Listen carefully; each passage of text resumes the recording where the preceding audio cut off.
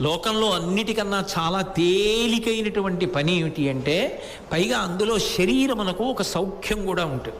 తాగిన నీరు కొంత మళ్ళీ శేషం మిగిలిపోయి పృథివీకి అప్పజెప్పేయాలి, మూత్రం కింద విసర్జన చెయ్యాలి. అలాగే తిన్న పదార్థంలో కొంత మలంగా ఉండిపోతుంది.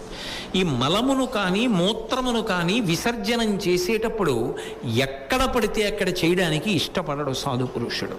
వాడు ఆలోచిస్తాడు, ఇలా నేను చెయ్యొచ్చా అని ఆలోచిస్తాడు.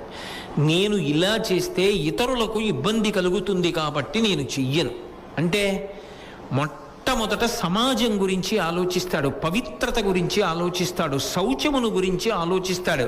అది ఆలోచించాడు అంటే నువ్వు గుర్తుపట్టు, వాడు సాధు పురుషుడు. రాజమార్గములందు మూత్ర విసర్జన చేయడు అంటే 10 మంది తిరిగే ప్రదేశాల్లో నిస్సిగ్గుగా మూత్ర విసర్జన చెయ్యడు.